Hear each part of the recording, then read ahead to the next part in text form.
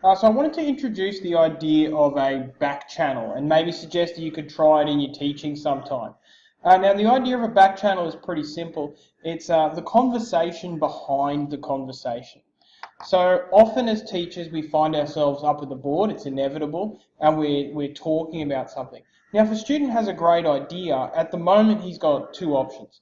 He can call out, which is seen as rude, or he can put up his hand and ask a question. But what if he has a small idea, something that just adds to it, or a small question that he doesn't feel like is worth putting his hand up? And what if the question that he asks could be answered by another student? And this is where our back channel comes in. And what if the small observation that he makes while you're talking about whatever it is you're talking about really adds something to the discussion?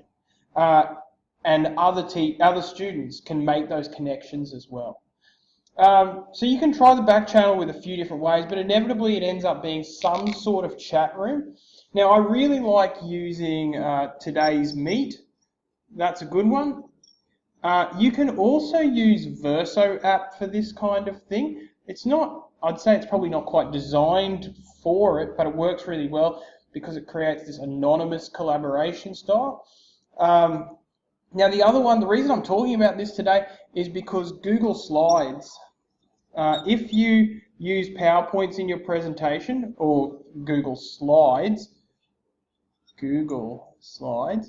if you use Google Slides in your presentations, Google Slides have added this great new feature where your students can follow along with the presentation with a screen in front of them, and then they can make some sort of contribution and ask a question, and then you on your second screen can look at what those questions are and answer them as you see appropriate, even throw those answers straight up onto the screen behind you. So good on you, Google, that's a fantastic one. So give the back channel a try. It's a really great way to engage your whole class when you're doing that direct instruction, which as teachers is inevitable at some point.